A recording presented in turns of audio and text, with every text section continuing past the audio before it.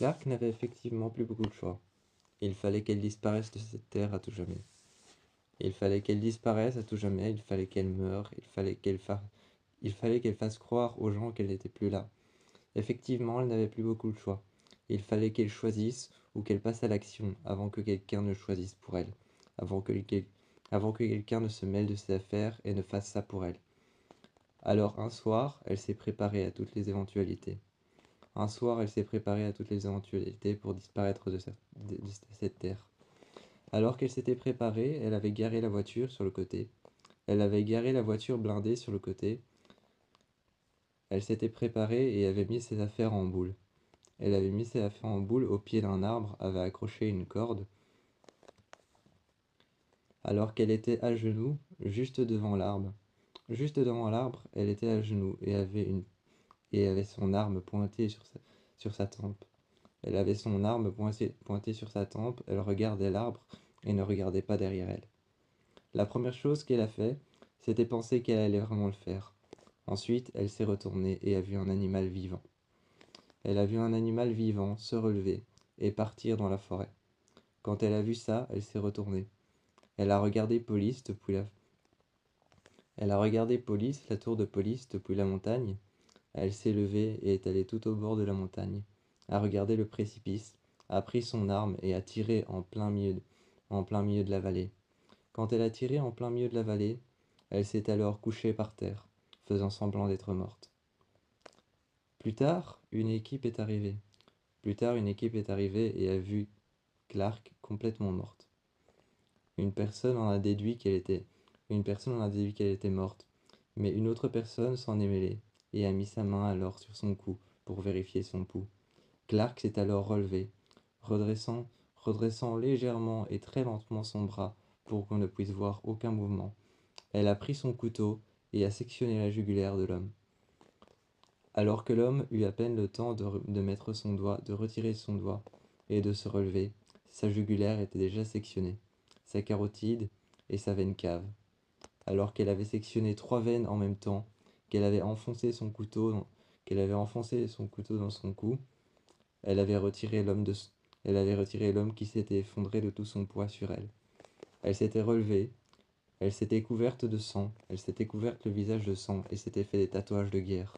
Elle s'était fait des marques de guerre sur les yeux, avec de la terre et avec du sang qu'elle avait été récupéré dans le cou de l'homme, dans sa jugulaire, dans sa carotide et dans sa veine cave qui avait été sectionnée. Alors qu'elle avait été récupérée le sang, elle y avait trempé le bout de ses doigts et y avait fait des tatouages de guerre. Elle était partie avec la voiture, car elle savait qu'il y avait encore des gens à ses trousses, ceux du mont Weather. Depuis ce qui s'était passé au mont Weather, elle savait qu'il y avait encore des gens à ses trousses. Et pour trahison, il y avait même son peuple, le peuple du ciel, qui était encore à ses trousses. Elle s'était arrêtée dans un endroit, une grotte qu'elle avait trouvée. Une grotte qu'elle avait trouvée dont elle ignorait complètement l'existence. Mais quand elle s'y est arrêtée, elle a posé la voiture juste à côté et a remarqué que juste devant, il y avait des arbres qui poussaient. Elle a déplacé les racines, a sectionné les racines, et des racines de ces arbres, il y avait un jus blanc, un petit peu sucré qui coulait. Alors qu'il y avait ce jus blanc un petit peu sucré qui coulait. Ça avait une odeur bizarre, mais lorsque c'est tombé sur sa main, lorsqu'elle a goûté, c'était plutôt bon et assez rafraîchissant. Elle en a rempli beaucoup de seaux. Elle en a rempli beaucoup de seaux qu'elle a sortis de l'arrière de la voiture blindée. Elle a rempli beaucoup de seaux, a sectionné et a coupé le plus de branches d'arbres possible, et le plus des arbres possible. Elle a fait des entailles dans tous les arbres qu'elle avait trouvés, qui poussaient autour de cette grotte. Elle a rempli alors les seaux de ce jus blanc assez visqueux qui coulait à l'intérieur de l'arbre. Lorsqu'elle a rempli tout ça, elle est rentrée à l'intérieur de la grotte. Elle s'en est nourrie pendant des jours et des jours avec ce liquide blanc. Elle s'en est nourrie pendant des jours et des jours, ce liquide blanc transparent. Ça avait un goût sucré, un peu amer et acide, un peu suave. Alors qu'elle se nourrissait de ça, alors qu'elle se nourrissait de la sève de cet arbre, un soir, elle a remarqué que ça pouvait servir à autre chose. Ça pouvait servir à autre chose, ça pouvait servir à nettoyer. Un soir, elle se nettoyait de ses tatouages de guerre et avait été tuée un autre animal. Elle avait été tuée un autre animal, mais il s'agissait d'un animal Il s'agissait d'un animal de recherche. Un animal de recherche que les Asgeda avaient recruté. Un jaguar. Un jaguar noir qu'ils avaient peint avec des marques de guerre. Avec des traces de guerre, un jaguar noir qu'ils avaient peint avec des marques de guerre. Elle l'avait tué, elle lui avait sectionné les veines. Elle lui avait sectionné les veines Quand elle lui avait sectionné les veines des pattes, il est tombé. Il est tombé par terre. Il s'est couché au sol. Elle est restée à côté de lui longtemps. Et quand un Asgeda est arrivé, il a voulu l'éliminer. Elle a pris son couteau et a enfoncé son couteau le long de sa gorge. Le long de sa gorge, elle a enfoncé juste la pointe de son couteau sur son cou, a regardé le Asgeda dans les yeux, en lui montrant l'animal mort. Elle a refait ses marques de guerre. Elle a refait ses marques de guerre, a couru jusqu'à la grotte. Elle s'est enfermée dans la grotte et et a repris alors le rideau qu'elle avait fabriqué à base de branches. À base de branches et d'arbustes, elle avait fabriqué un rideau. À base d'écorce, elle l'a refermé derrière elle, elle s'est enfermée dans la grotte, a fermé alors a fermé alors les parois qu'elle avait fabriquées. Deux sortes de portes, deux sortes de portes qu'elle avait fabriquées avec des branches d'arbres, avec l'écorce de cet arbre qui était plutôt solide. Elle les avait refermées, s'est enfermée à l'intérieur, avait laissé sa voiture juste devant la grotte. Lorsqu'elle avait fermé ça, les branches et les arbres qui poussaient devant, tout le long de la grotte, l'enfermèrent à l'intérieur. Elle a attendu longtemps et les Asgédas sont partis. Elle les a entendus parler. Elle les a entendus parler et l'a cherché pendant un moment. Lorsqu'elle a entendu un Asgéda arriver avec sa flèche et avec son couteau. Lorsqu'elle a entendu un Asgéda arriver avec sa flèche et avec son couteau, juste devant la porte qu'elle avait fabriquée, la porte avec les écorces et avec les branches d'arbres.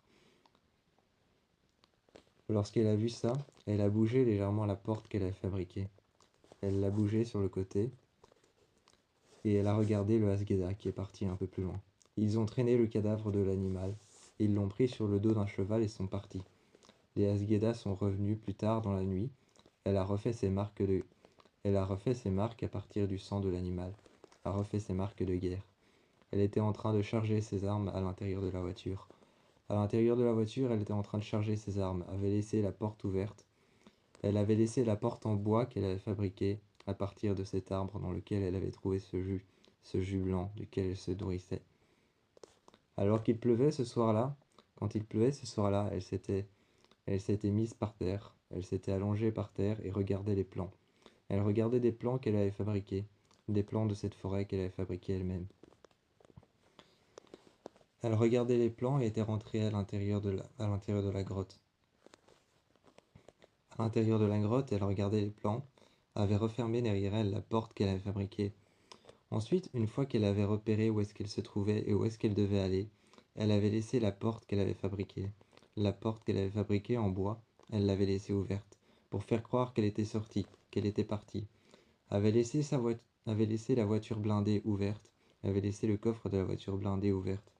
Quand un Asgeda s'est approché, Quand un Asgeda s'est approché avec son couteau, ouvrant la porte de la voiture et regardant le coffre à l'arrière, elle a surgi de nulle part, avec son couteau lui a sectionné le cou. Elle lui a sectionné le cou avec son couteau, a pris son bras et lui a sectionné l'épaule et la clavicule.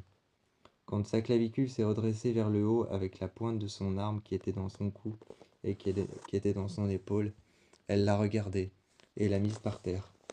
Elle a pris son arme à son ceinturon et lui a tiré dans la tête, traînant le cadavre le long d'un fleuve, le jetant dans un fleuve, comme si c'était une fosse commune.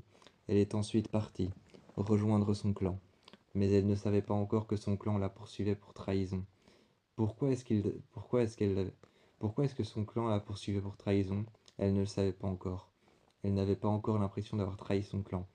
Elle disait qu'elle faisait tout ça pour Elle disait qu'elle faisait tout ça pour pouvoir justement protéger son clan, protéger le campement. Mais ils n'étaient pas de cet avis. Ils étaient d'un avis de trahison, d'un avis qu'elle était partie pour se protéger elle-même, qu'elle était partie pour se protéger elle-même, et qu'elle était surtout partie depuis qu'elle avait mis Depuis qu'elle avait mis à mal et qu'elle avait mis en danger tout le monde au Mont Weather, pour eux c'était de la trahison. Alors qu'ils l'attendaient les armes chargées, alors que Octavia avec ses deux couteaux, avec ses deux... alors que Octavia avec ses deux couteaux, Indra à côté avec son arme, et que tout le monde l'attendait au campement, les armes chargées. Elle est arrivée avec une voiture, Clark est sorti. Elle s'est rendue, les... elle s'est rendue les mains vers le haut. Les mains levées, elle s'est rendue. Elle s'est mise à genoux, et une femme est arrivée derrière elle. Une femme est arrivée derrière elle. Elle l'a regardée avec son... Cette femme qui était en train de regarder Clark, de la tenir contre le sol et de mettre son arme sur son cou, était en train de la regarder et de lui répéter tout ce pourquoi elle était coupable de trahison. Octavia est arrivée derrière elle, l'a redressée et l'a mise à genoux. Lorsque Clark était à genoux, elle sentait la lame des deux couteaux d'Octavia qui étaient juste sous sa gorge, en lui répétant tout ce pourquoi elle était coupable.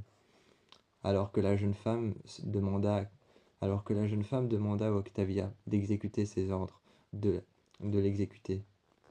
Octavia regarda la jeune femme, prit son arme, et à ce moment-là, Clark fit quelque chose auquel Octavia ne s'attendait pas. Elle prit l'arme de la jeune femme et la mit alors sur son cou. Elle la mit sur son cou en se retirant un petit peu en avant.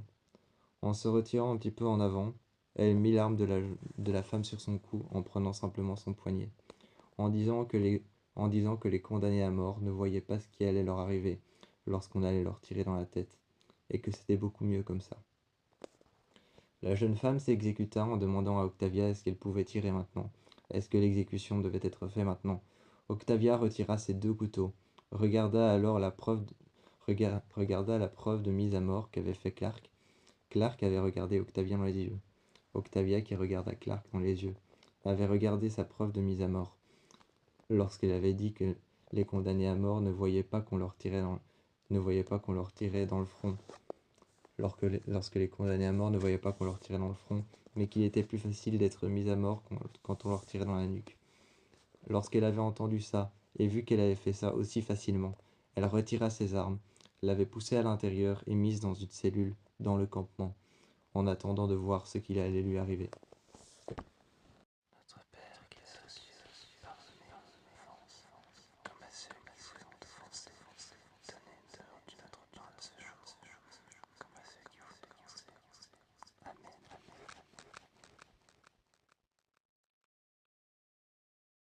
Autant pour l'un que l'autre, il était temps de sortir de cet enfer. Autant pour l'un que l'autre, il était temps pour quitter pour Grèce de sortir de cet enfer. Alors qu'ils ont couru longtemps dehors, ils sont arrivés devant une cathédrale. Ils s'y sont enfermés, mais à l'intérieur, ce qu'ils ont trouvé, ce n'était pas ce qu'ils voulaient trouver. Ils s'attendaient à trouver une petite statuette de la Sainte Vierge, avec peut-être un livre et peut-être un autel. Ils s'attendaient à trouver plusieurs rangées de bancs, peut-être 4 rangées de bancs, sur lesquels les gens pouvaient venir s'asseoir. C'était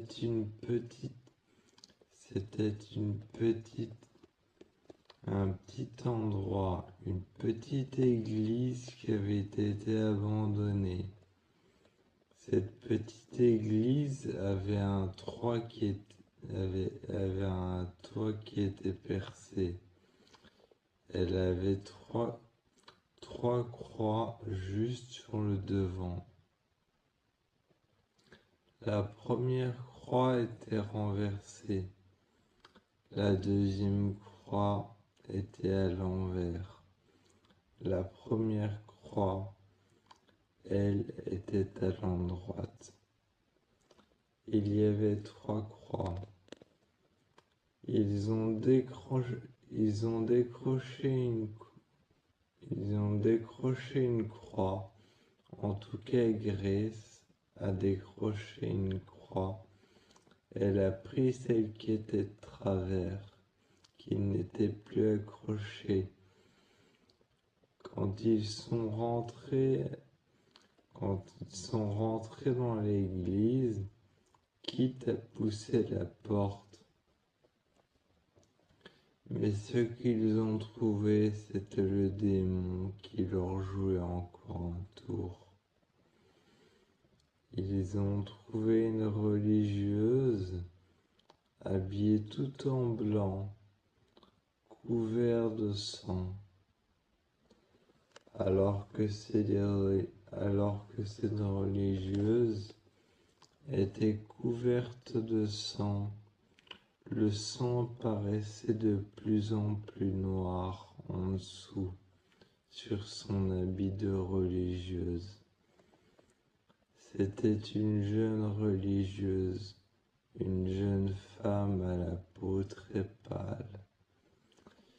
Une jeune femme à la peau très pâle, une jeune religieuse, une jeune novice, alors que le sang paraissait de plus en plus noir. Sous ses yeux, il paraissait juste noir, comme des larmes de goudron, comme des larmes de goudron, des larmes de masse noire,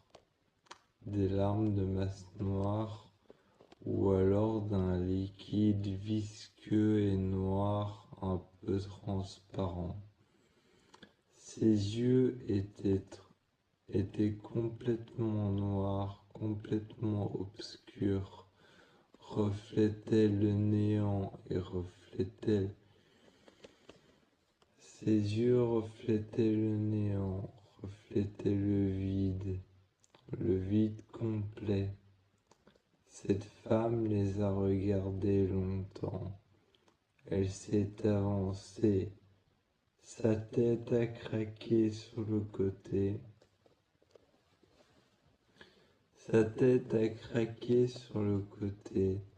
Ses bras étaient en train de craquer comme si ses os étaient en train de se réduire en pièces à l'intérieur de ses bras. Elle a avancé. Elle essayait de parler, mais aucun son n'est sorti de sa bouche.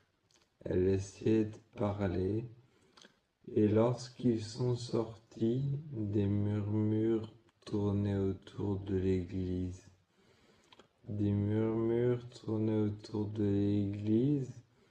Et cette femme a continué à les suivre. Cette religieuse a continué à les suivre pendant toute la traversée de la forêt. Ils sont tombés sur les créatures à trois pattes. D'anciens pensionnaires de Briarcliff. Il y avait sœur Marie-Eunice qui était tout au bout et qui était en train de les nourrir avec un seau en main. Avec un seau en main, elle était en train de les nourrir avec des morceaux de main, avec des morceaux de bras, avec des morceaux de jambes, avec des morceaux de pieds et de la viande fraîche, de la viande crue. Elle était en train de verser des seaux et de verser le reste de sang qu'il y avait à l'intérieur. Alors que cette jeune sœur, cette sœur novice avec son habit blanc, son habit de religieuse blanc couvert de sang, qui devenait de plus en plus noir en dessous et qui devenait noir au niveau de ses yeux, juste au bord de ses yeux, des larmes noires visqueuses, presque comme du goudron, presque comme du goudron ou alors de l'essence. Elle avait une odeur bizarre, une odeur de pourri, une odeur de moisissure, une odeur de bois moisi, rongé par les vers. Quand ils sont arrivés à Briarcliff, Sir Jude les a surpris dans l'entrée. Ils étaient tout mouillés, juste en dessous de la grande statue de la Sainte Vierge. Elle était en train de regarder. Elle était en train de regarder le livre saint. Elle s'est levée et a regardé Grace. Elle a regardé Grace et puis a regardé Kit. Leur a demandé ce qu'ils sont allés faire dehors. Ils n'avaient pas de réponse sur le moment. Sir Jude les a emmenés alors dans son bureau. Elle les a emmenés dans son bureau, a ouvert son armoire. En se retournant, elle a pris un bâton. Elle a pris un bâton et les a regardés en disant: vous refusez donc de me dire où est-ce que vous étiez parti cette nuit-là. Grace a essayé d'inventer un mensonge. Elle était en train de regarder Sir Jude avec son bâton. Elle était en train de le claquer. Elle était en train de le claquer dans sa main en disant: vous refusez toujours de me dire où est-ce que vous étiez parti. Vous faisiez peut-être un tour de Briarcliff pour vous dégourdir les jambes, alors que Kit était contre la table, Kit était contre la table et Grace aussi. Grace était contre la table aussi. Alors qu'elle allait les fouetter jusqu'au sang. Lorsqu'elle les a fouettés jusqu'au sang, quand ils sont revenus dans la salle commune, il y avait toujours cette musique qui tournait en boucle. Il y avait toujours cette musique qui tournait en boucle, en boucle, en boucle, à en devenir fou, à en devenir complètement à boule, comme cette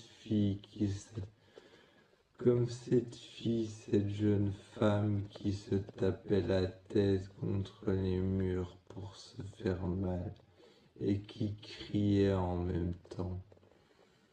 Comme cet homme par terre, avec son vêtement gris sur lui. Ou alors cette femme encore reliée à une sonde. Cette femme encore qui était reliée à une sonde qui la nourrissait. Il y avait de la nourriture par terre car elle refusait de manger. Plus elle mangeait, plus elle se faisait vomir. Il y avait cette sonde à laquelle elle était reliée par le ventre. Et il y avait cet homme aussi, avec des aiguilles en main. Il y avait cet homme avec une aiguille en main. Une aiguille en main qu'il tenait, qui était en fait simplement une perfusion qu'on lui avait accrochée. La perfusion était accrochée à un endroit précis. Il était reclus dans un coin où il y avait de la moisissure. On pouvait apercevoir sur son dos de la moisissure noire qui avait poussé. Sur son dos, de la moisissure noire avait poussé. Et lui continuait à retirer l'aiguille de la... Lui continuait à retirer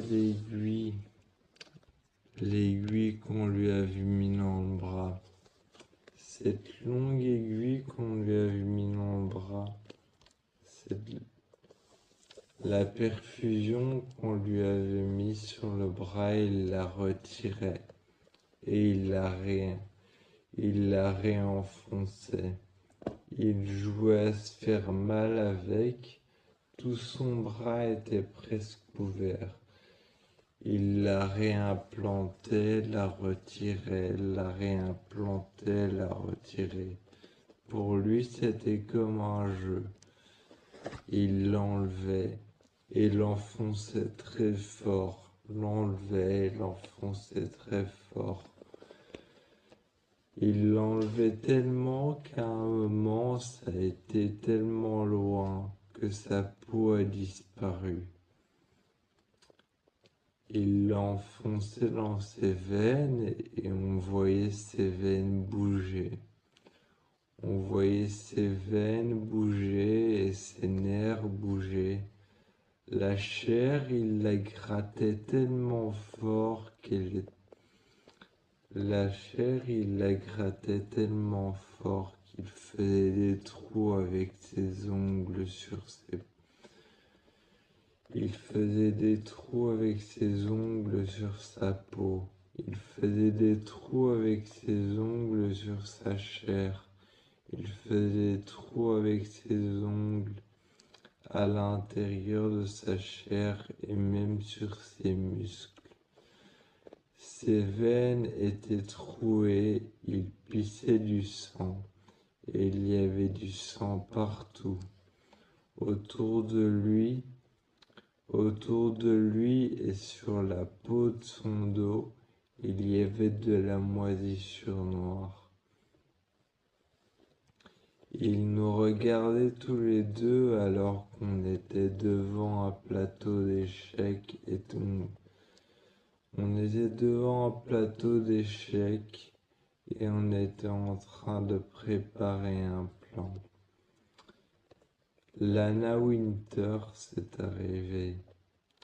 Quand Lana Winter s'est arrivée, elle était en train de parler avec nous, de nous demander ce qu'on faisait. Grace a regardé Lana,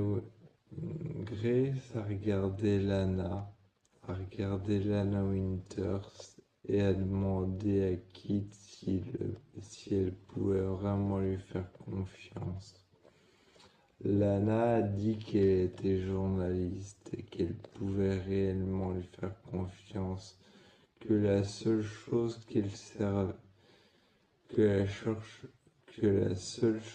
qu'elle cherchait, c'était échapper à ses sœurs, échapper à sœur Jude et sortir de cet enfer, sortir de là. Elle a expliqué à Grace,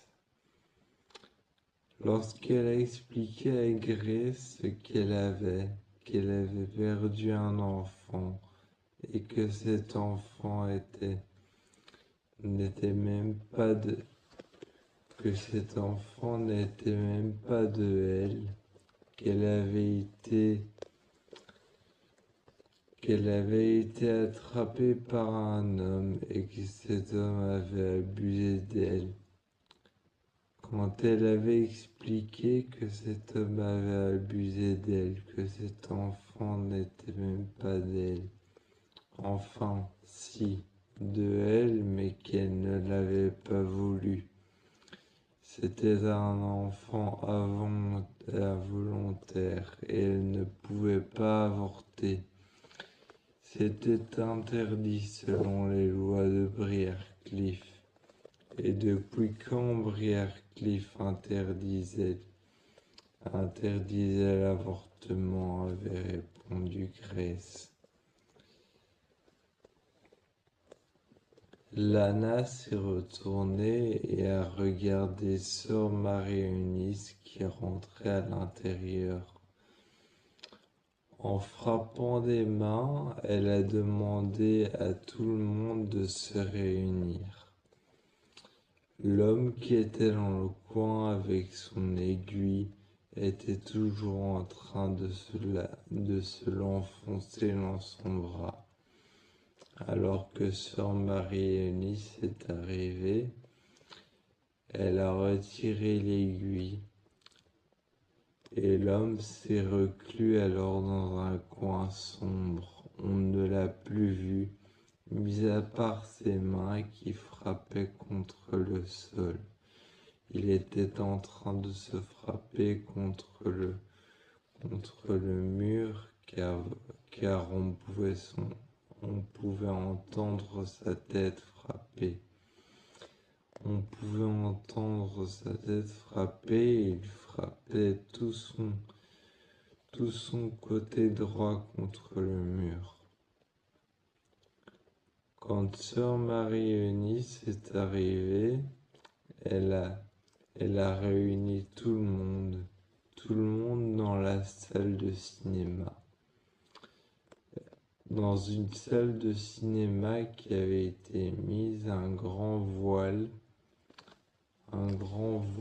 qui avait été mis contre un mur. Il y avait plein de chaises et tout le monde est allé s'asseoir.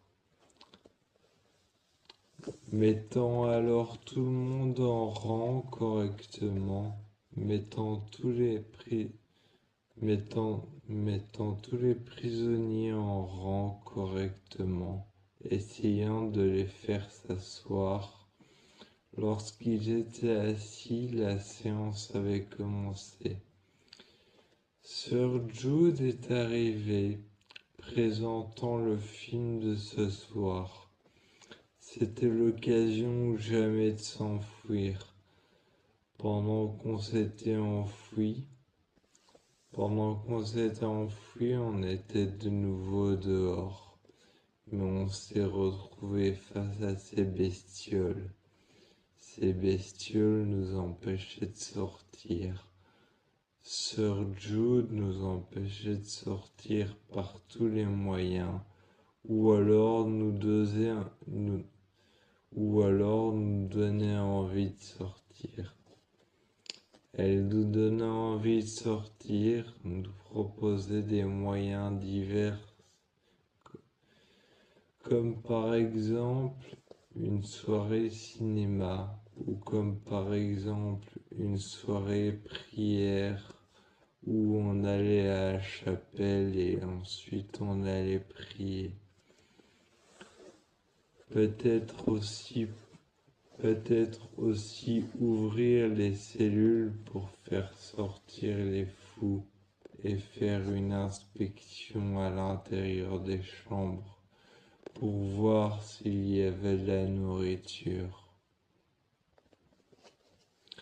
Alors qu'elle faisait l'inspection, c'était l'occasion ou jamais de sortir de sa chambre, de rester contre les murs. Et d'échapper peut-être au contrôle de sœur Marie-Eunice. Même si elle était possédée par le diable et que le diable lui-même dans l'enceinte de cet asile de fous, même si le diable lui-même faisait tout pour nous empêcher de sortir à l'extérieur et à l'intérieur aussi. Un soir, je me suis réveillé en panique à côté de Grace. À côté de Grace, je me suis réveillé en panique. Grace m'a regardé, elle m'a pris par les bras et elle m'a demandé ce qui était arrivé. J'avais fait un cauchemar de cette jeune sœur novice qu'on avait vue, avec des larmes noires qui coulaient le long de ses yeux. Quand elle m'a demandé, pourquoi j'avais rêvé de ça, je lui ai dit que j'en avais aucune idée. Elle m'a rassuré en me disant que ce n'était qu'un rêve. Je lui ai dit que ça paraissait tellement réel que j'avais l'impression d'y être y retourné. Elle m'a regardé et en voulant me consoler, elle m'a dit, en voulant me consoler, en voulant me dire que tout allait bien et que ce n'était qu'un rêve, elle m'a dit, mais on y est retourné, tu te souviens pas, la nuit passée. Alors j'avais l'impression, je lui ai dit que j'avais l'impression que c'était justement la nuit passée que ça s'était. Je lui ai dit que j'avais l'impression que c'était justement la nuit passée que ça s'était produit, que c'était arrivé. Elle m'a regardé et elle m'a dit que non, c'était qu'un rêve. Quand j'ai mis ma main sous mon coussin, j'ai vu que mes mains étaient couvertes de goudron, couvertes d'une matière noire et visqueuse, la même matière noire qu'il y avait sous les yeux de cette jeune sœur. J'ai regardé mes mains et sœur Marie-Eunice est arrivée. Sœur Marie-Eunice est arrivée avec une croix qu'elle tenait en main, avec un chapelet qu'elle tenait en main, avec une croix qu'elle tenait en main, avec son pendentif en forme de croix, elle est arrivée. Elle m'a demandé qu'est-ce qui se passe en s'exclamant. Elle a fermé la porte, a regardé mes mains. Elle a fait couler de l'eau bouillante. Je pouvais voir l'eau qui était bouillante, car il y avait de la fumée au-dessus. Il y avait de la vapeur d'eau au-dessus. Elle a trempé mes mains dedans. J'avais l'impression que ma peau était en train de fondre. L'eau était tellement brûlante, je ne sais pas si c'était parce que c'était elle qui me tenait les mains et qui était en train de me les frotter. Elle me les a frottées énergiquement avec une grande plaque en métal. Elle me les a frottées énergiquement. Quand j'ai retiré ma main de l'eau, mes mains étaient en sang. Elle me les a alors nettoyées et séchées. L'essuie était couvert de sang. Me les frottant énergiquement avec une plaque en métal pour faire alors sortir en dessous de mes ongles toutes les bactéries et toute la terre qu'elle avait trouvée. Quand elle avait pris cette éponge en métal et cette plaque en métal avec laquelle elle m'avait frotté la main, Elle l'a posée sur le côté. Cette plaque en métal faisait partir alors tout.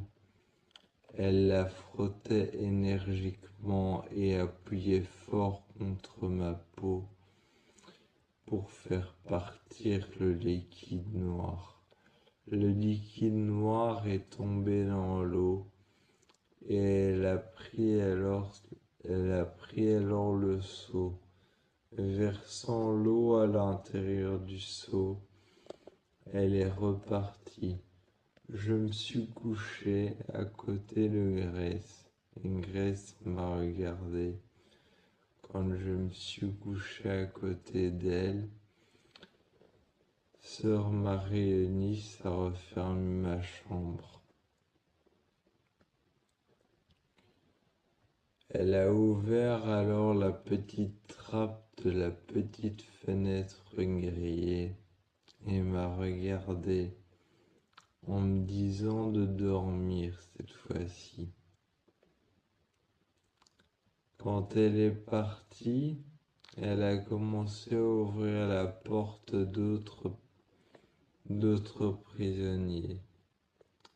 Elle a fait une inspection sanitaire, et j'ai entendu d'autres prisonniers crier. Ensuite, c'était au tour de la cellule de Lana. Quand Lana a ouvert sa porte, Sœur Marie-Eunice est rentrée à l'intérieur. Sœur Marie-Eunice est rentrée à l'intérieur de sa cellule et a regardé sous son oreiller. La seule chose qu'elle avait pu trouver, c'était un stylo et un carnet sur lesquels elle avait noté des choses. Sœur Marie-Eunice s'était assise à l'intérieur de sa chambre. Elle était en train de lire ce qu'elle avait pris comme note. Il était écrit traitement de choc barbare, manière de traiter ses détenus, horrible. Elle était en train de lire ça à haute et intelligible voix, peut-être pour menacer Lana de lui enlever son carnet, son calepin, alors qu'elle était en train d'écrire un article sur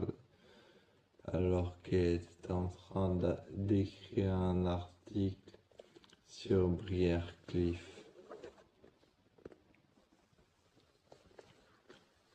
Ensuite, lors de l'extinction des feux, on a encore tenté notre chance, mais il était impossible de sortir.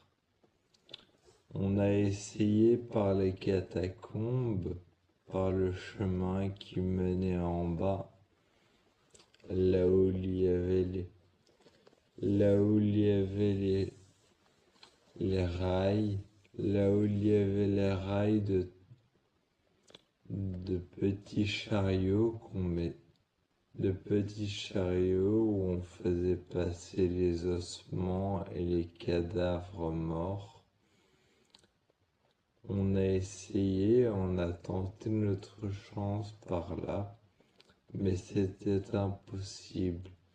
Nous nous sommes retrouvés encore une fois dehors.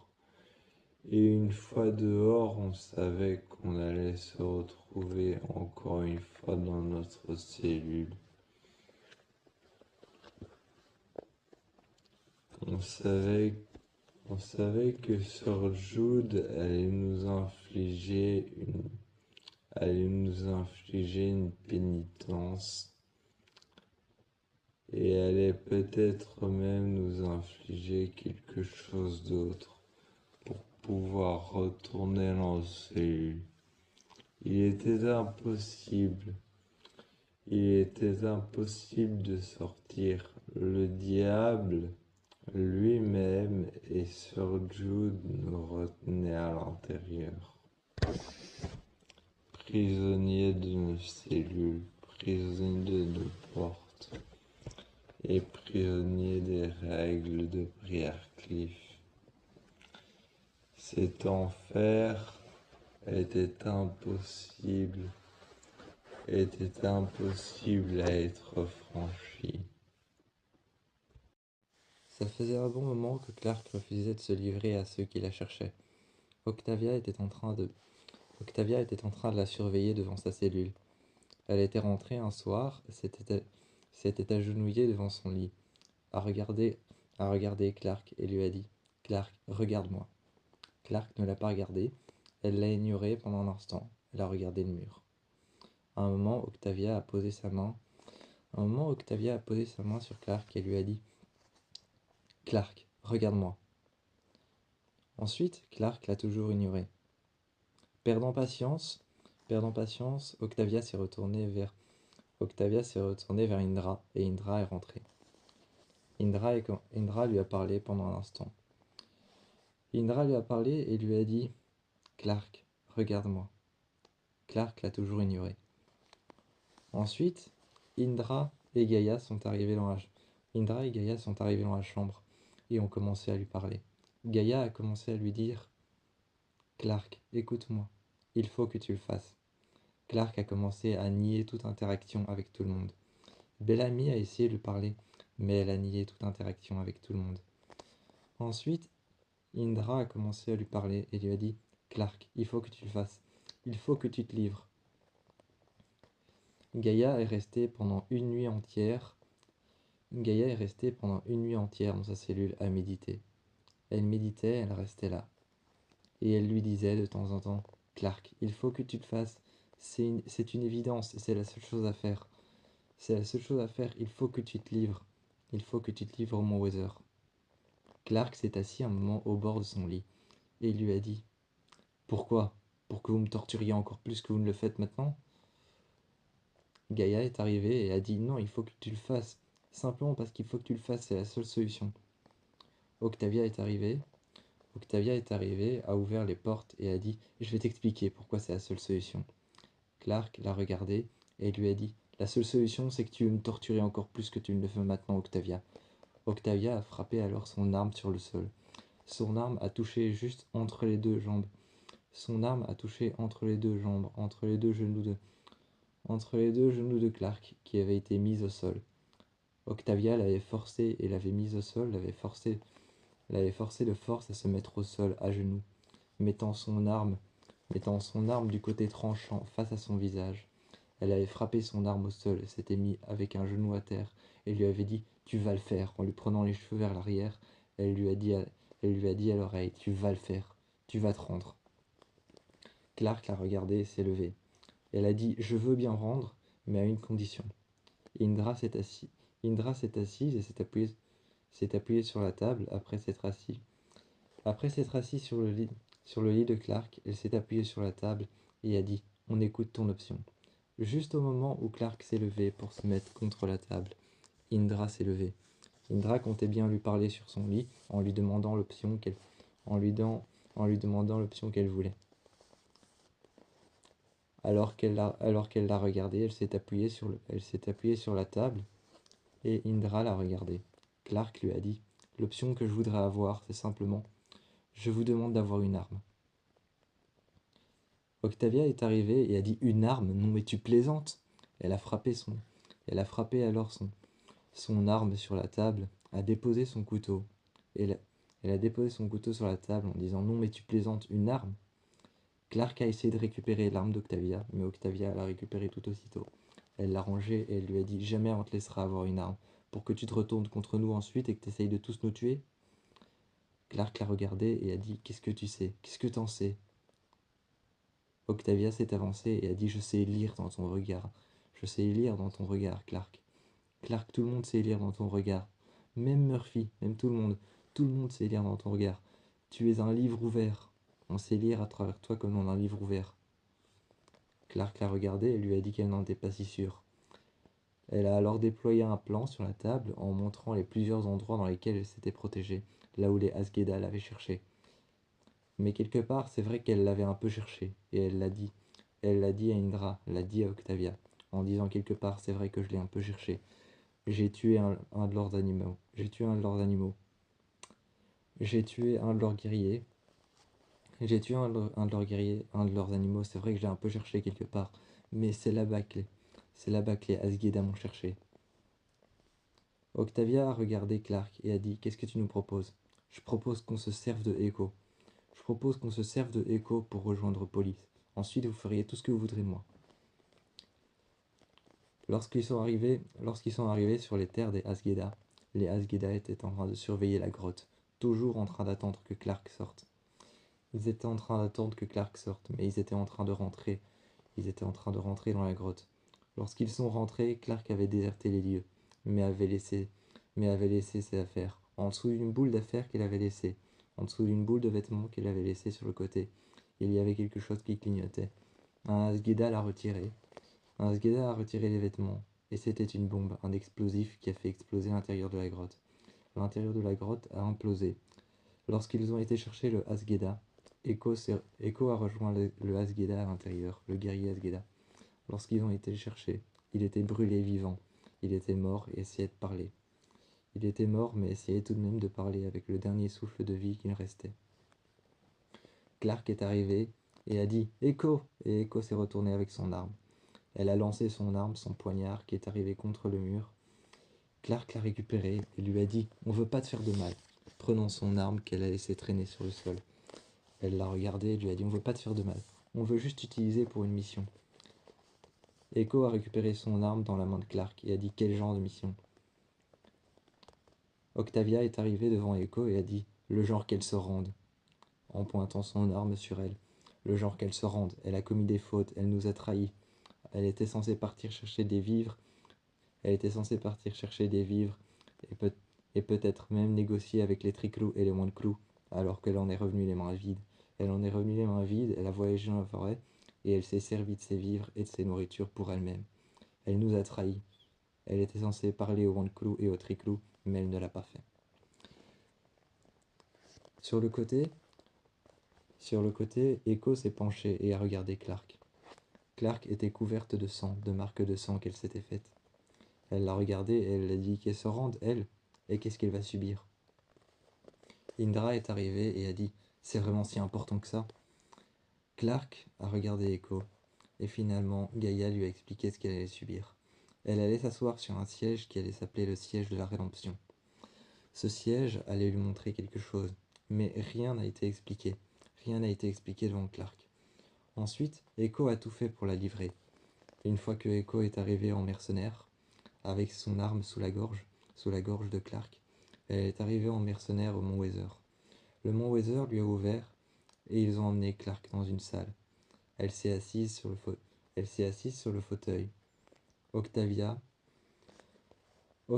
Bellamy, Gaïa et Indra attendaient dehors. Ils attendaient tous dehors, attendaient devant le mont Weather.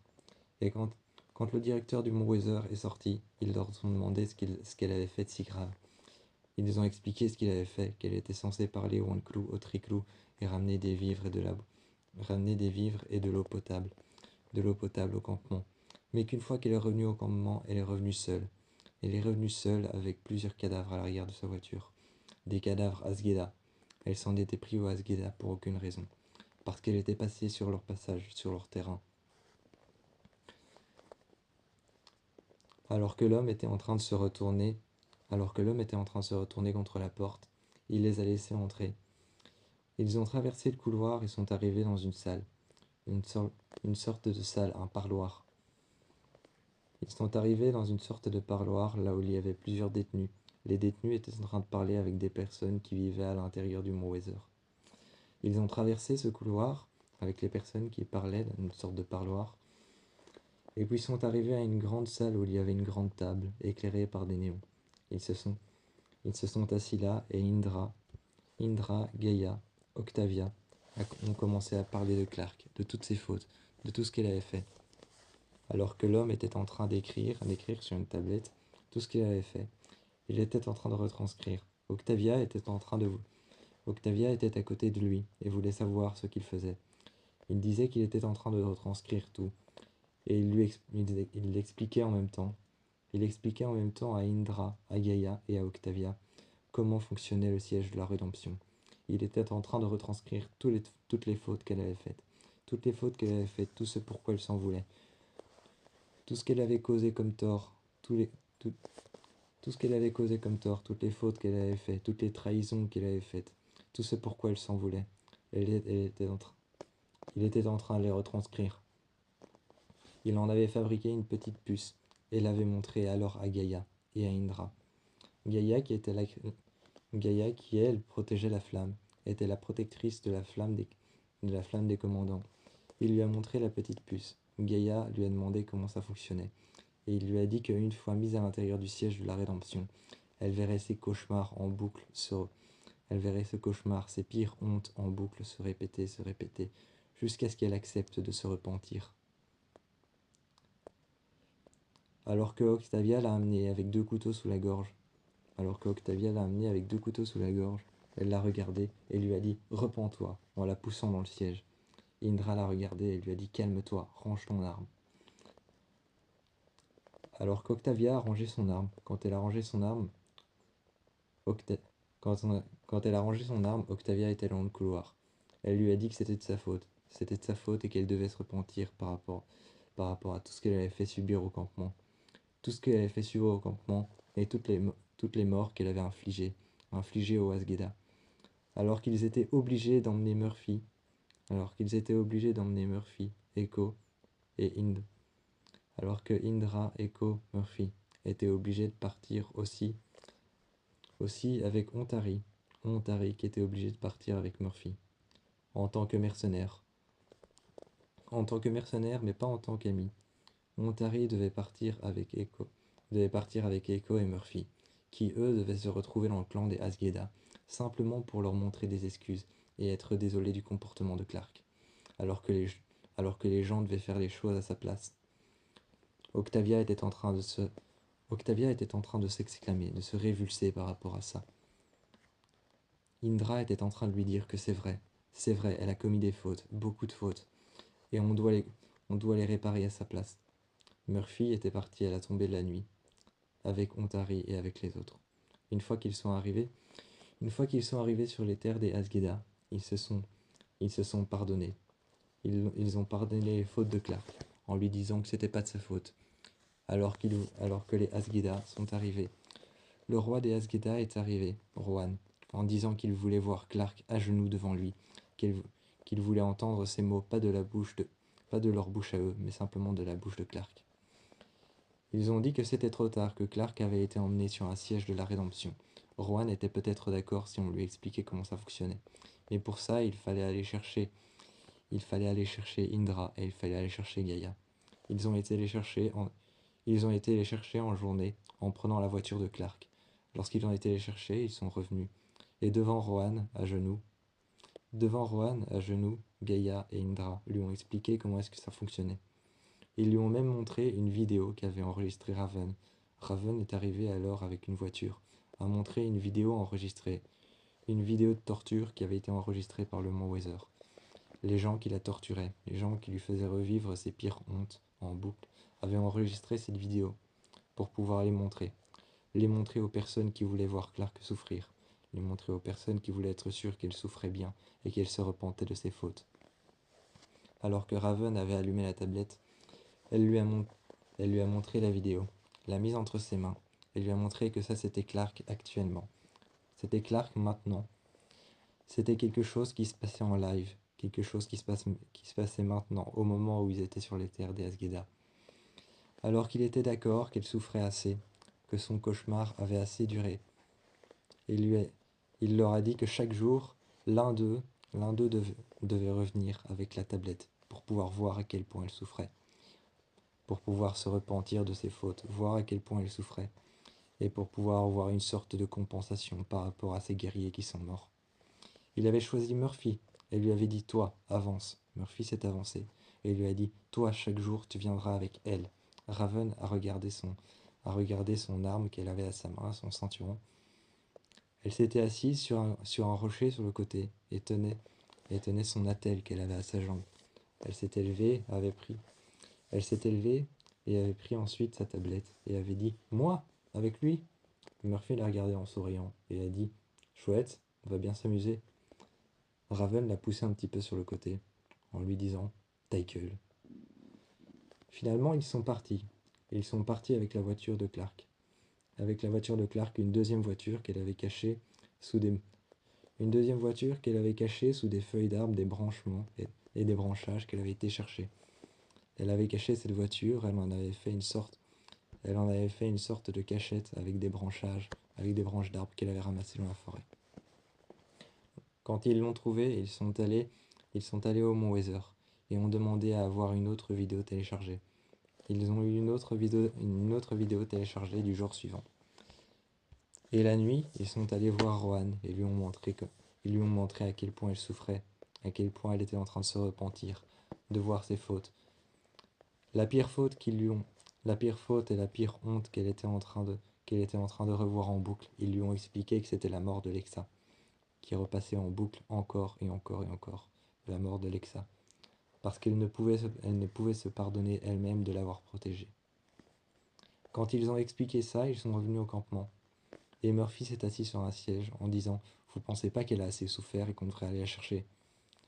Octavia l'a regardé en lui disant « Tu es de son côté ?» et s'est assis juste à côté de lui, en mettant un couteau sur sa gorge, en lui disant « Tu veux la rejoindre ?» Murphy s'est levé, les mains en l'air. Levant les mains, il s'est mis contre le mur et a dit « Non, c'est juste que j'imagine peut-être qu'elle a assez souffert. »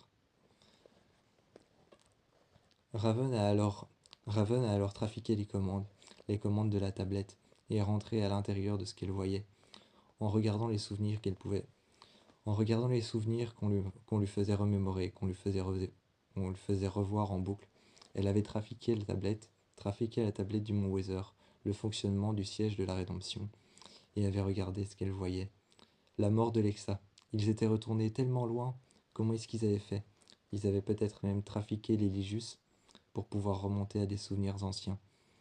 Peut-être qu'ils avaient trafiqué l'Eligius, peut-être qu'ils avaient même trafiqué la flamme des commandants. Elle avait ensuite réussi à partir d'un PC. À partir d'un PC, elle avait réussi à remonter au SAS 2. Le SAS 2, c'était le SAS dans lequel il y avait le siège de la Rédemption, dans lequel il retenait Clark. Elle avait réussi à trafiquer les images. Elle avait réussi à trafiquer les images simplement de caméra. À l'intérieur d'une salle vide, il y avait un homme face à une tablette, face à une grande tablette et face à une grande image tactile, représentant une remise à jour du siège de la Rédemption, représentant un écran de contrôle du siège de la Rédemption, là où il faisait une remise à jour de toutes les images et de tous ses souvenirs. Elle avait réussi à trafiquer tout ce qu'elle voyait, tout ce qu'elle entendait. Et elle était en train de trafiquer, de regarder, voir s'ils étaient revenus, quelle était leur source pour pouvoir retrouver tous ces souvenirs, quelle était leur source pour pouvoir remonter dans le temps. Cela ne leur était d'aucune utilité, mais ça leur était d'une utilité pour voir à quel point Clark souffrait pour les avoir trahis. Il n'y avait que Abby qui n'était pas de cet avis-là, et qui avait été enfermée dans une cellule. Abby était la seule à avoir été enfermée dans une cellule, car c'était sa fille, et même contre une trahison, elle n'était pas d'avis de la torturer. Norma avait laissé Dylan seul avec Norman. Norman, lui, était en train de regarder les clients dans les murs. Il s'était enfermé dans les murs et était en train de regarder une jeune femme qui se déshabillait. La jeune femme avait retiré son haut, d'abord une chemise blanche qu'elle portait sur elle. Ensuite, elle avait retiré un vêtement noir, elle avait retiré un pantalon noir qu'elle portait. Et ensuite, elle avait retiré un petit haut rose qu'elle portait, un petit haut rose pâle, comme les pétales d'une rose. Elle l'avait retiré et était en soutien-gorge. Elle était en soutien-gorge blanc et en culotte blanche. Norman, dans les murs, était en train de la regarder, à travers le trou qu'il avait fait à travers le trou qu'il avait fait dans le mur, juste en dessous d'un tableau. Un tableau qu'il venait souvent enlever quand une cliente venait s'installer. Cette jeune cliente était une jeune femme aux cheveux blonds. Il la regardait. Il l'observait et s'était caché dans les murs. Il s'était fait la promesse qu'il ne recommencerait pas, mais c'était plus fort que lui. C'était plus fort que lui, il s'était mis dans les murs. À un moment, la jeune femme s'était mise près. À un moment, la jeune femme s'était mise près du mur et il s'était caché. Longeant le mur, il est sorti. Il est sorti, allongé la chambre qu'elle avait occupée, et est allé voir par la fenêtre. Il l'a vue rentrer dans la baignoire, se faire couler un bain, se mettre nue. Quand il a vu la jeune femme se faire couler un bain et se mettre nue juste devant son miroir avec un essuie au bord de la taille, elle se regardait dans le miroir un instant. Appuyée sur le bord du miroir, elle a sorti un couteau. Elle a sorti un couteau qu'elle a mis au bord de ses poignets. Elle a hésité pendant un instant et elle tremblait très fort. Ensuite, elle s'est mise à pleurer, assise par terre, contre la porte. Norman la regardait. Il hésitait à rentrer pour venir la consoler, mais il savait que ses pulsions, une fois rentré à l'intérieur dans la chambre de cette femme, une fois avec elle, il savait que ses pulsions la pousseraient à la tuer. Alors il est resté dehors, il la regardait. La jeune femme allait peut-être hésiter à se tuer elle-même toute seule. Le lendemain, quand il est venu faire la chambre, la jeune femme avait disparu, mais pas son couteau. Son rasoir, un vieux rasoir dépliable, était sous l'évier. Le bain était toujours rempli, il y avait toujours de la mousse à l'intérieur, ça sentait le savon. La jeune femme avait laissé ses affaires. Elle n'avait pris que ses affaires personnelles, des vêtements, des sous-vêtements, quelques papiers, 2 billets d'avion, et elle était partie. Elle était partie et avait laissé juste ça, le reste de ses affaires, tout ce qui était ses affaires de douche, elle les avait laissées. Alors qu'il était en train de refaire les lits, il a appelé sa mère. Norma est descendue. Et elle a regardé.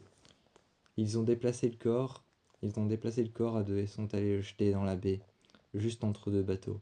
Quand le corps a coulé, Norma a regardé son fils, l'a pris par les bras et lui a dit: Tu ne parles à personne de ça, à personne, personne. Norman, Norman a regardé sa mère et lui a dit: Ok, d'accord. Il a regardé le motel, a détourné l'attention de sa mère et sa mère lui a dit: Est-ce que tu m'as bien compris? À personne. Tu ne parles de ça à personne. Il a regardé le corps couler et une fois qu'ils sont rentrés à la maison, Norman ne pouvait s'empêcher depuis sa chambre de regarder le motel. Il ne pouvait s'empêcher depuis sa chambre de regarder le motel et a vu Dylan quitter le motel de la même chambre là où ils ont enlevé le corps. Il venait de laver la chambre. Mais pourtant la chambre, dès qu'il est parti, la chambre, quand Norman l'avait lavée, sentait toujours l'odeur du sang, avait toujours cette amertume lorsqu'on rentrait que quelqu'un avait été tué à l'intérieur. Dylan était parti et Norman l'a suivi. Dylan se sentait suivi et se retournait souvent. Mais Norman lui continuait à le suivre. Il continuait à le suivre et a appelé sa mère un moment. Sa mère est arrivée.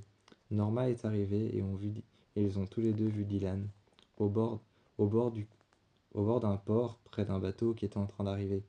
Il y avait des conteneurs fermés et 2 hommes sont arrivés et ont ouvert les conteneurs. Ils déplaçaient de la marijuana à l'intérieur de paquets en plastique. Ils déplaçaient de la marijuana. Norma était déjà en train de se faire une idée de ce qu'elle allait lui dire lorsque Dylan allait rentrer. Ensuite, un deuxième bateau est arrivé, un deuxième conteneur a été ouvert, et des femmes ligotées sont arrivées les unes après les autres. Elles sont arrivées en groupe de 5, les unes après les autres, ligotées dans des conteneurs. Peut-être des prostituées, peut-être de la prostitution. Et Dylan était en train de les ranger sur le côté et de les mettre dans un autre conteneur, dans un autre convoi, de les envoyer dans un autre bateau.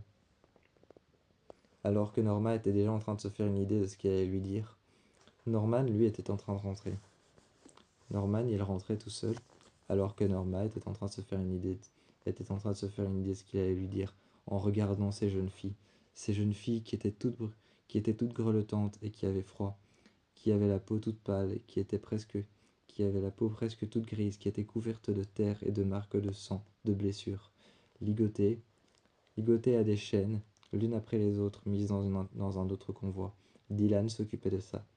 Elle ne pouvait imaginer que Dylan fasse une chose pareille. Quand il est rentré l'air de rien. Il est rentré l'air de rien.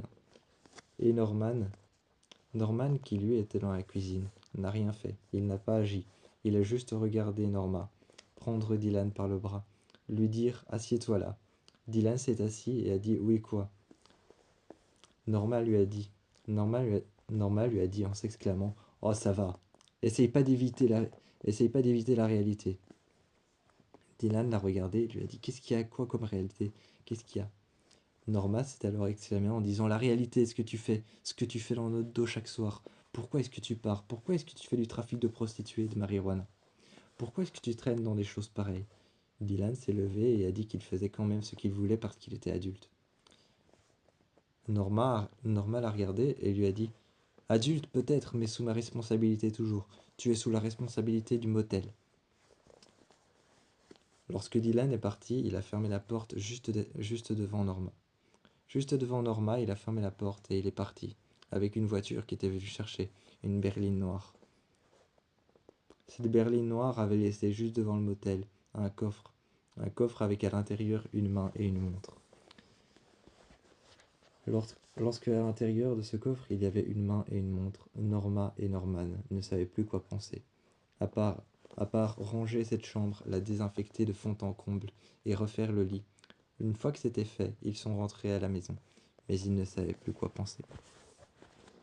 Ils ne savaient pas comment faire, et Norma, qui était avec Norman dans une chambre, ne savait pas comment faire en se peignant les cheveux.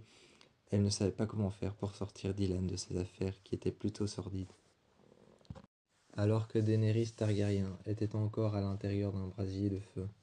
À l'intérieur du brasier de feu, elle pouvait entendre ses enfants qui hurlaient et criaient. Elle est sortie du brasier de feu comme si de rien n'était. Comme si de rien n'était, sans aucune blessure, sans aucune brûlure. Sans aucune brûlure, sans aucune blessure, sortant nue du brasier de feu.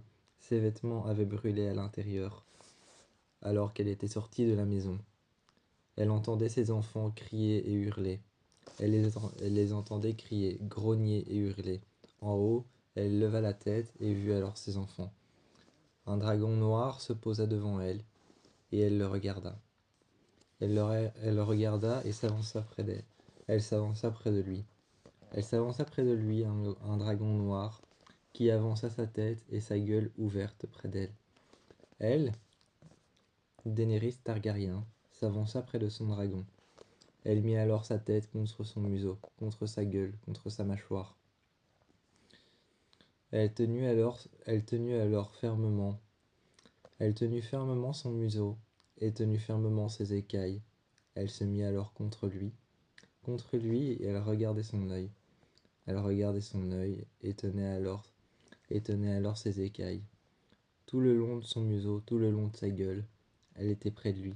Elle lui prouvait son amour, et elle le vit alors s'envoler. Il fit un mouvement de la tête de gauche à droite. Il avança ses pattes qui étaient contre le sol, ses ailes qui étaient contre le sol aussi. Il s'était avancé près de Daenerys Targaryen, qui l'avait regardé s'envoler dans les ailes. Il l'avait regardé s'envoler dans les airs. Quand Daenerys Targaryen était en train de regarder son enfant s'envoler dans les airs, elle regardait ses enfants qui étaient en train de voler. Et les uns après les autres se sont alors mis à côté d'elle. Les uns après les autres se sont mis à côté d'elle. Ils se sont mis au sol et se sont mis derrière Daenerys. Daenerys avait derrière elle son dragon vert foncé, son dragon noir et son dragon rouge. Elle les a regardés et leur parlant, leur disant quelque chose, ils étaient repartis dans les airs. Une armée était sur le point de venir arrêter Daenerys. Daenerys avait été réduite en esclavage. Alors que Khal Drogo l'avait emmenée jusqu'à une cité. Daenerys voyait ses enfants qui volaient et qui la suivaient au-dessus d'elle. Suivant Khal Drogo et suivant toute sa tribu, il l'avait emmenée Il l'avait emmené alors à une cité. À cette cité, Daenerys avait regardé les gens qui avaient été cloués sur des croix. Les gens avaient été cloués sur des croix. Daenerys s'est emparée alors de la cité, demandant et donnant l'ordre à toutes les personnes qui habitaient cette cité,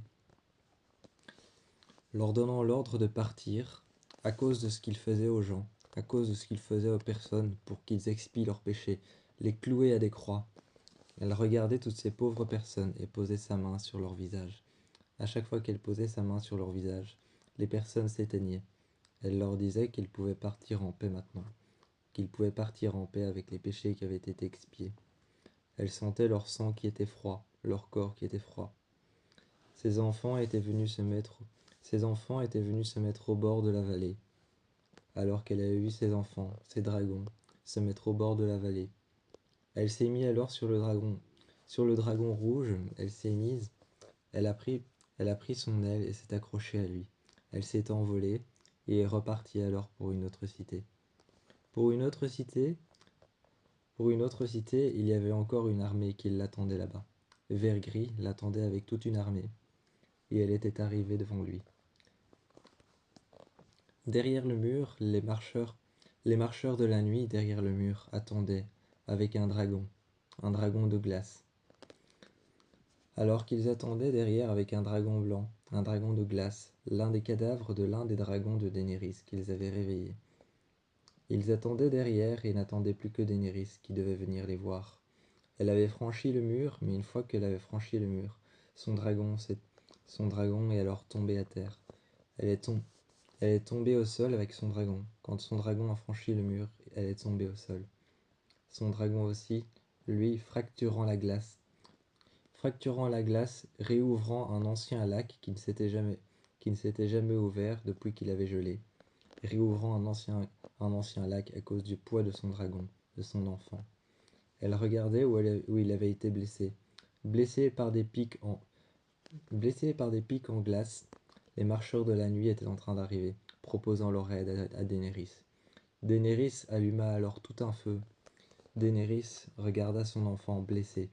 Énervée, Daenerys cria alors sur les marcheurs de la nuit, allumant tout un feu qui encerclait son enfant. Son enfant se réveilla à cause des flammes ardentes qui étaient en train de brûler autour de lui. Les marcheurs de la nuit ne cédèrent pas à la peur. Ils appelèrent alors le dragon qui était en train d'arriver, réduisant les flammes à néant. Mais Daenerys continua à marcher, derrière elle, laissant une traînée de flammes. Elle s'est alors avancée avec son autre enfant, un dragon noir et son dragon vert qui est arrivé. Alors que son dragon vert est arrivé, elle les a vus arriver, ses enfants, planant au-dessus d'elle. Ils se sont posés à terre et ont regardé l'autre dragon. Le prenant par la queue et le prenant par la gueule, les deux autres dragons ont emmené son enfant un peu plus loin dans la vallée. Lorsqu'il est revenu, son enfant n'était pas mort. Il était encore vivant, mais juste qu'il était encore faible. Il était encore faible, avait encore mal. Daenerys s'est posée à côté de lui, a demandé à 2 gardes de rester avec son enfant. Ces 2 gardes sont restés avec son enfant, et elle est retournée à la cité. Elle a banni tout le monde de la cité, a repris le contrôle de la cité avec Vergris. Khal Drogo, lui, était en train de la chercher, mais il s'était fait Khal Drogo était en train de la chercher, mais il s'était fait emprisonner par son dragon rouge. Son dragon rouge avait été voir toutes les personnes qui étaient avec Khal Drogo. Ce soir-là, de loin, Daenerys, depuis la falaise, avait vu une longue fumée noire et en dessous un feu ardent. C'était son dragon, son enfant, son dragon rouge qui avait été voir Khal Drogo et toutes les personnes qui l'avaient réduit en esclavage. Il avait craché ses flammes ardentes sur toutes les personnes qui étaient avec Khal Drogo dans le désert. Il avait craché ses flammes ardentes. Le sable mélangé aux flammes sortant de la gueule d'un dragon se transformait en glace. Elle était revenue le lendemain. Le lendemain, elle était revenue à l'endroit exact où Khal Drogo et toutes les personnes qui le suivaient avaient brûlé. Elle était revenue et avait vu que le sable s'était transformé en une longue traînée de glace. Revenons alors Revenant alors à la cité, elle s'est assise à la table. Elle s'est assise à la table et lui- Elle s'est assise à la table et quand elle a regardé ses serviteurs qui lui ont demandé qu'est-ce qu'elle allait faire ensuite, il était temps d'appeler les Lannister. Il était temps d'appeler les Lannister.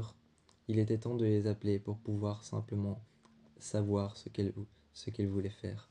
Elle voulait leur parler parce qu'elle voulait prendre une partie du pouvoir.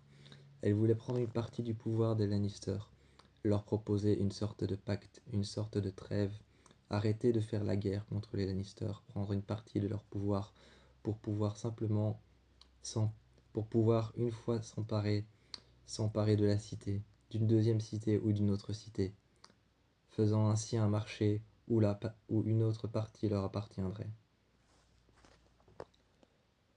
Lorsqu'elle a vu les Lannister autour de la table, elle leur a proposé elle leur a proposé d'avoir une partie de la cité qu'elle allait prendre. Cette partie de la cité ne les intéressait pas. Ils voulaient un royaume tout entier. Mais Daenerys ne pouvait pas leur offrir ça. C'était la cité ou rien. Les Lannister ont finalement pacté avec elle, leur offrant la moitié d'une cité et peut-être d'un autre royaume qu'elle allait ensuite s'offrir avec l'un de ses dragons. Avec l'un de ses dragons, si l'un des médecins des Lannister acceptait de guérir son dragon qui allait mal. Ce soir-là, les Lannister sont arrivés en troupe. Ils sont arrivés en troupe et plusieurs guerriers ont regardé son dragon qui allait très mal, qui était posé sur le bord de la colline avec ses autres frères et sœurs qui étaient en train de le prendre autour de lui. La femme rouge s'est approchée, a regardé ses blessures et ses plaies. Elle a regardé ses blessures et ses plaies, ce à quoi il pensait. Il pensait à sa mère et elle s'est retournée. Et la femme rouge s'est retournée vers Daenerys, en disant qu'elle pouvait le soigner, mais qu'il fallait l'emmener loin, loin d'ici, près de l'endroit où elle vivait. Daenerys disait que c'était insensé, et qu'il fallait le soigner ici, qu'il ne fallait pas le soigner loin de chez lui, qu'il était mieux là avec sa mère, près de ses frères et sœurs. La femme rouge a dit qu'elle ne pouvait pas faire autrement. Daenerys finalement renia l'aide de la femme rouge. La femme rouge était repartie. Reniant son aide, elle essayait de soigner son enfant tout seul. Lorsque son enfant était soigné et qu'elle l'avait entouré d'un feu ardent, finalement, elle offrit le royaume que les Lannister voulaient.